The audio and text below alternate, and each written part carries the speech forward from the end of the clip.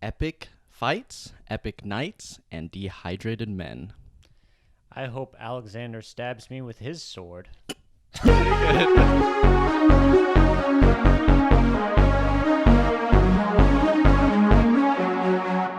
All right, so Yeah, welcome to another Space Turtle review. We're doing the Northman this weekend, and pretty masculine, pretty beastly energy, I think. for sure, full on testosterone dog. It seems like an exaggeration, but if you've seen the film, it's not even close to an exaggeration. It might be an understatement. This movie is very beastly, very animalistic, and very manly. Very brutal. Very brutal. Yeah, so if you guys haven't seen The Northman, I mean, obviously this is going to be a spoiler review, explanation, Yeah, fucking etc. leave, guys. What's wrong with you? But if you're not caring about all that kind of stuff and you just want to see our opinions on The Northman, then the story essentially is a epic revenge story about how a prince gets the kingdom, like the prince and the king, get betrayed by their brother, who kills the king and takes the queen to be his queen, and exiles, quote unquote, the prince, and he vows revenge, and then grow up later, real big boy coming back for revenge. And that is essentially the movie. It's not too much convolution. It's not that convoluted, but it is epic and beautifully shot. So It's very pure, right? I mean, it's very, like we always talk about, it's a universal story done with a very new direction and energy and all that. And it's a retelling of Hamlet, if you guys didn't know that. Now we can call it an explained video. So gotcha, bitches. But anyway, yeah, it's like based on the Hamlet story, the brother getting killed and then the son having to come and avenge his father, except it's told in a way more beastly fashion. And, for sure. And the setting is very present in the film.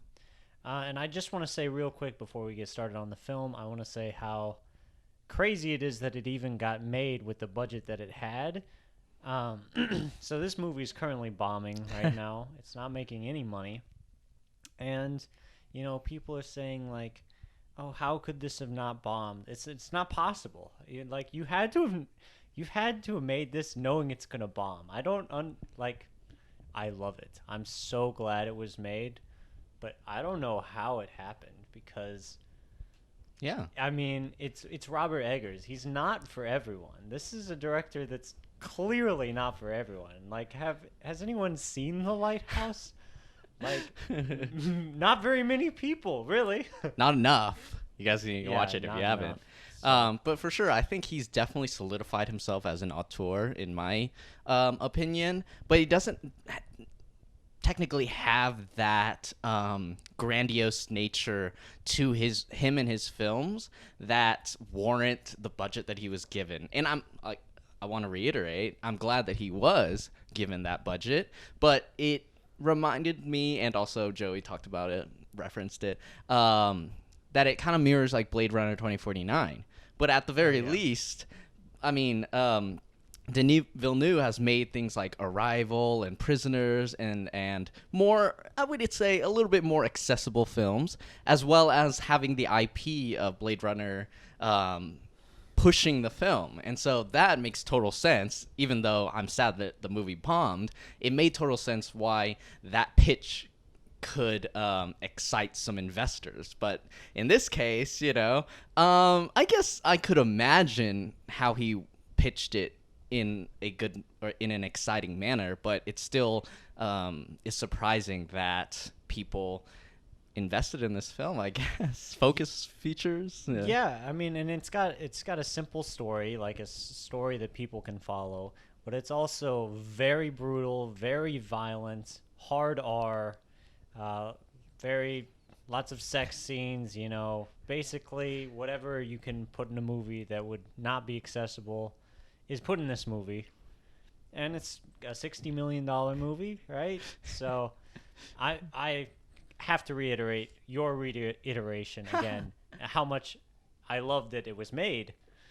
But I do want to bring that up real quick because it's currently bombing, and Robert Eggers was talking about, he was complaining about how he got studio interference and how the final product wasn't entirely exactly his, although I think most of the creative decisions he was able to take, but certain things like he couldn't go to Iceland in real life or something that would cost even more money. And I was like, man, I can't believe you even made this movie in the first place. Like, what do you think? You're not going to get studio? It's $60 million and you made this? Like, yeah.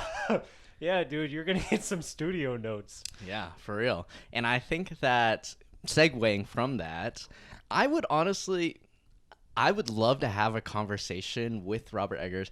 And, you know, if I had the money to shell out with all these Blu-rays and special features, I would love to see one with the Northman, because I do want to explore what it is that he had to sacrifice and what it is that he had to special effects into the movie because of not being in like the specific area that he wanted.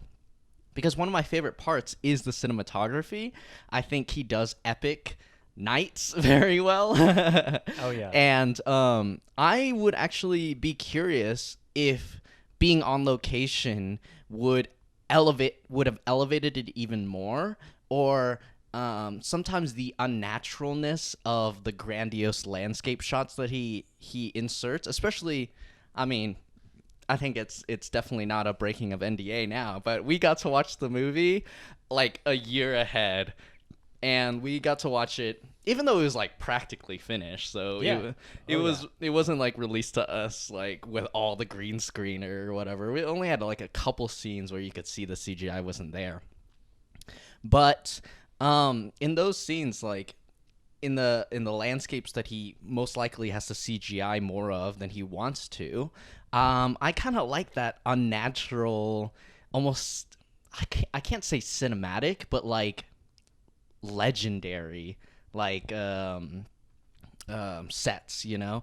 It almost, I think my most solid example is like the Valkyrie scenes, and her like riding into the night, into the moon, and like in the sky and everything like that. I think that if you're telling a story that is very fantastical, like this is very like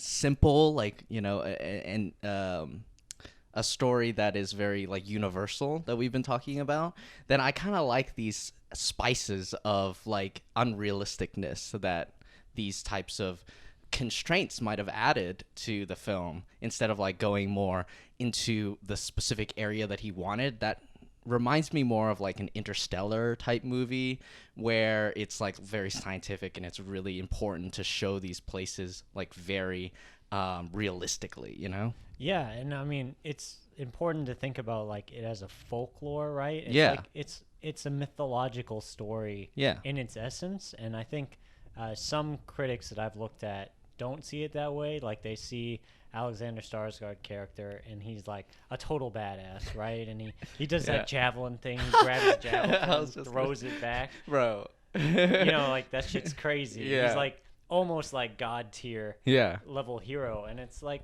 yeah, he's a Hercules, you Yeah. know? He's that kind of player. He's a king's, you know, nobility or whatever, back when that Mattered. people thought that was a thing. So yeah, I appreciate the kind of use of the geography to do that, and I think there were certain moments where they would CGI some stuff in, or CGI some backgrounds to make them seem more elegant and crazy, and yeah, that worked for me. I actually couldn't really tell that they didn't go to Iceland. Yeah. I didn't know that until I looked it up after the film, and it didn't bother me at all, really. Yeah, I think honestly the character of Skarsgård puts it best when he says, when he gets captured and he's like, I'm not scared. It's not my time to die. That's not the prophecy, man. Yeah, sorry, dude. I mean, you can't do anything. There are some Bjork said no. Yeah. Oh man, we're talking about Bjork in this movie. Oh man, I'm actually super sad that you told me that she didn't enjoy it.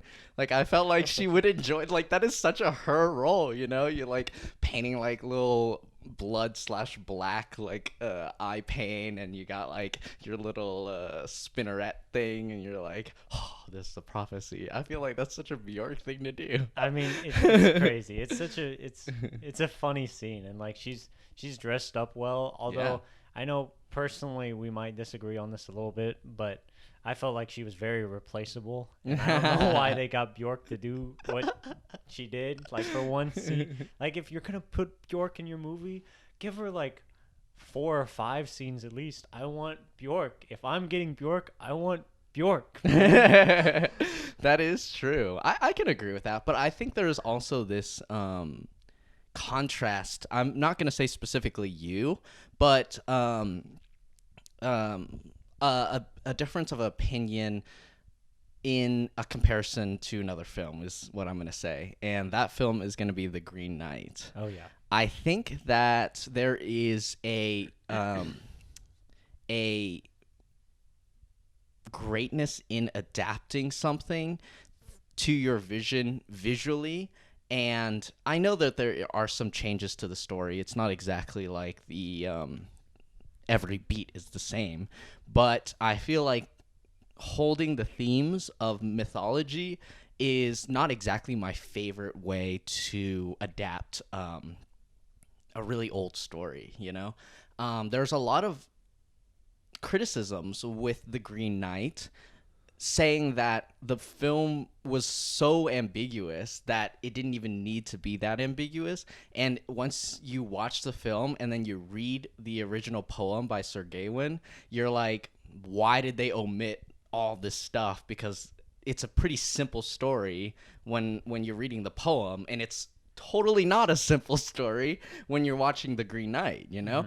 And although I do like some faithfulness sometimes, I feel like mythology and like olden stories and like the hero's journey type stories are best interpreted and used to say something a little more personal than just what the original was meant to say. No, I agree with that theoretically, but I half agree with it, right? I think there's a place for both. I really think that you can be true to old mythological stories, or you can take a personal angle with them. And I think The Green Knight and Northman, because they're coming out at similar times and because they're kind of divulgent and kind of medieval, like one's older than the other, but whatever, you know, like mythological stories, they're easily compared. But I think they're both great examples of that kind of diverging viewpoint.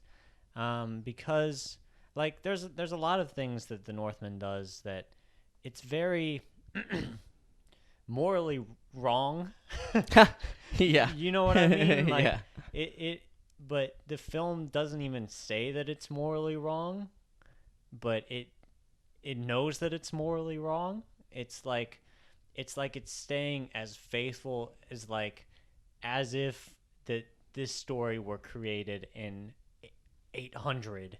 Yeah. Like, this is what a hero would look like, and this is what he would do, and this is the reality of the situation, that they're going to rape and pillage an entire town, and they're just gonna like blow past it like he doesn't even give a fuck, or this kind of barbarian aspect. And I think there's something to be said about being that faithful to an idea and that kind of history, and recognizing that as a past that we have that's exciting for me, at least. And this film does it in a way that doesn't shy away from the brutality that we've lived as humans, and how horrible of the things that we've done and also not cared about or recognized them as terrible at all. Yeah.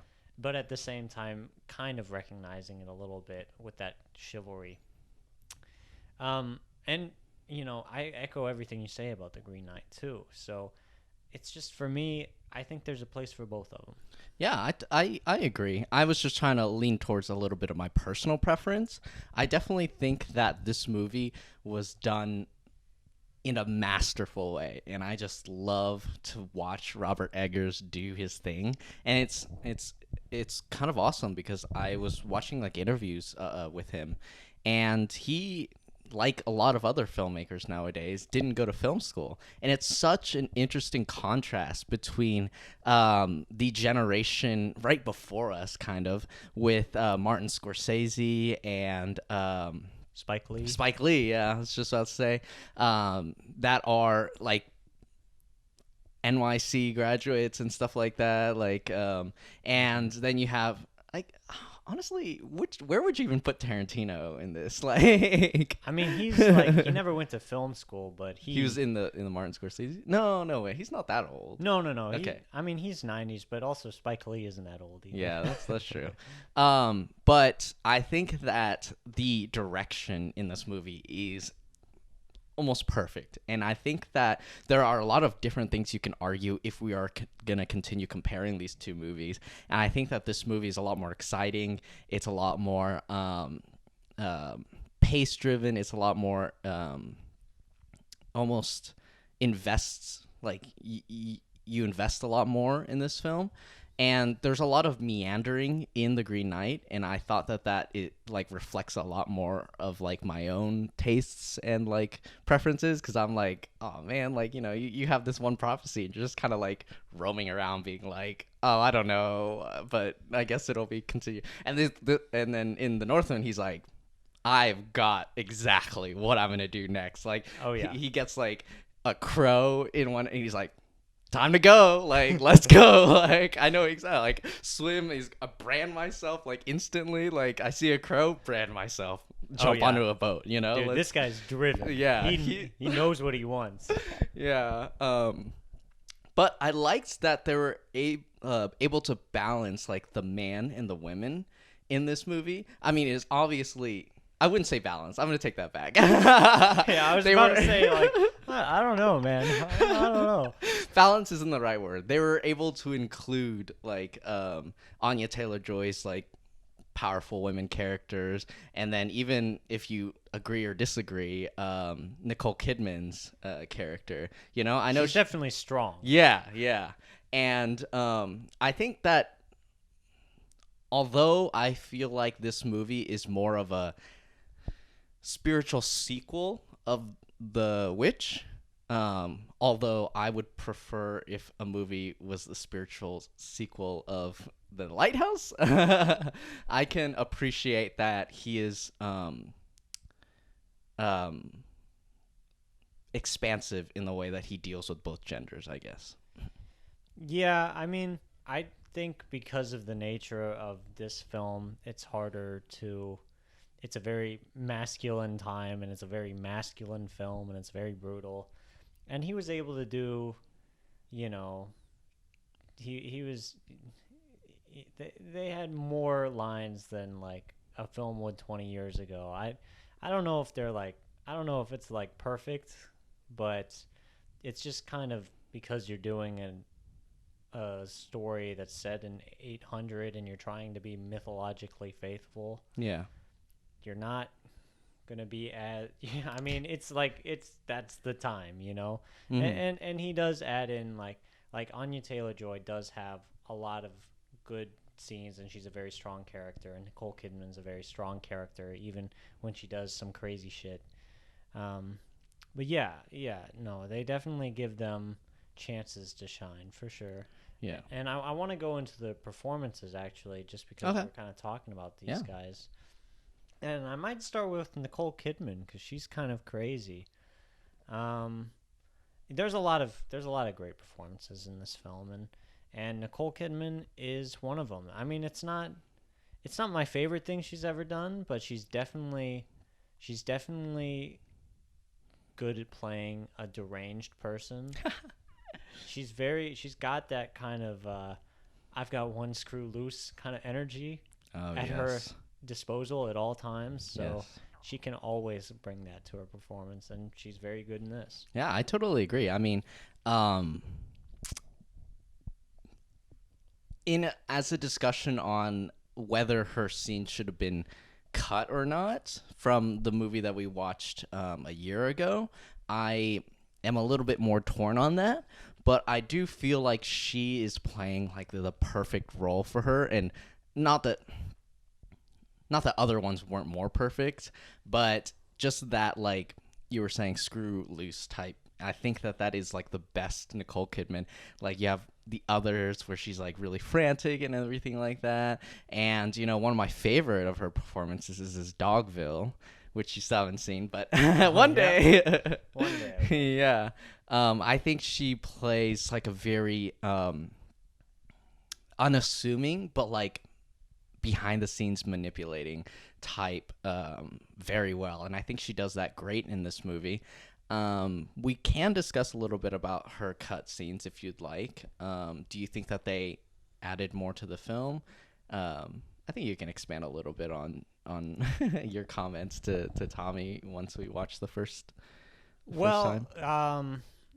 Yeah, basically in the film, part of the film that we watched about a year ago, the part where she kisses Alexander Skarsgård, she does a lot more than just kiss him when we watched the film originally. And, I think it had a bigger impact because the farther you go with that stuff, the bigger an image it's going to have. I can see why they cut it because it's kind of crazy. Nicole Kidman kind of takes her clothes off and tries to seduce him, like for real. And it was so shocking that it was like the biggest scene in the film. And this is like just your average everyday incest, like, she kisses him, like that's like, that's weird. That's like your mom's kissing your son, like that's that's weird. I mean, yeah. But just when I've seen the original thing, it's like it's not all that crazy now. Yeah, no, I think I agree mostly. I feel like I do lean a little bit more towards cutting it, although Nicole Kidman always rocks it. Like, definitely thought that was like a show stealer as well. And it was probably best to hold that off so that the ending gets more impactful. And, like my comments in the beginning, dehydrated men, manly men, that is more along the lines of what the film chose to focus on in this cut. Before it did have a little bit of a balance, or more of a balance, but I think that focusing on one or the other is like a good idea. I think that if I were to put this in a ranking, I would feel like this would be my least favorite, but I still totally respect it, and I think that it is like a beautiful film because you have the Witch, which focuses on like I actually haven't seen it in a while, so correct me if I'm wrong, but I feel like it has a lot to do with women and the degradation of societal pressure on like calling someone a witch, and then the Lighthouse is very like homosexual, like very masculine in that sense. And then this one kind of balances the two, but I think that it's better that it leaned towards one rather than try and be like a half and half, Yeah, sure. This one's definitely, I think this one's closer to The Witch for me as far as like the visual style as well.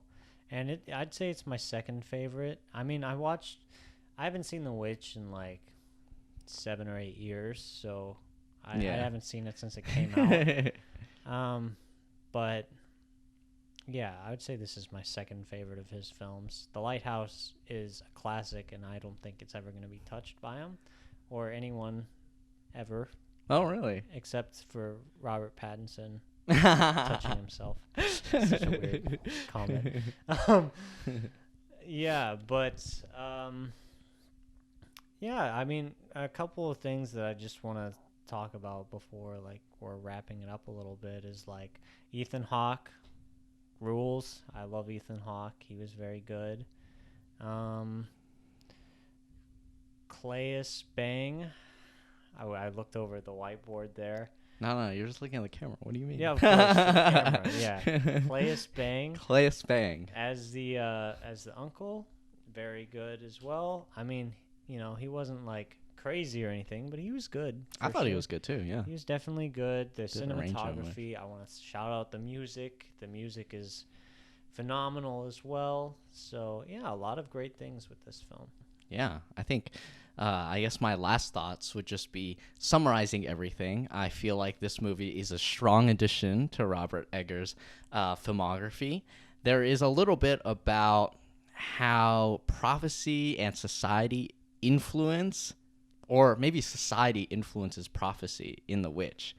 And in this one, it was kind of a little bit of a balance, and that might not have been my specifically preferential choice, but I respect it. I respect the writing. I respect everything else that he did, which elevated the story. Even if the story wasn't my favorite, written and cerebral as I wanted, everything else was elevating the material that it had.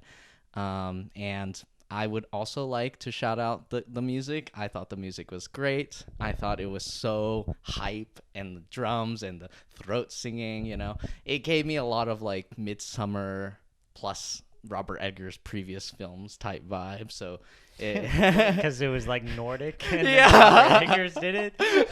It was the dark version of Midsummer, like the nighttime version. What happens in Midsummer is during the day, and then at night this is what happens. Oh my gosh. All right. Yeah. So I mean, that's it for me. Yeah. So, love the performances. Everyone else, awesome. Yeah. Give us a like, subscribe, do all the things, whatever. All right, bye.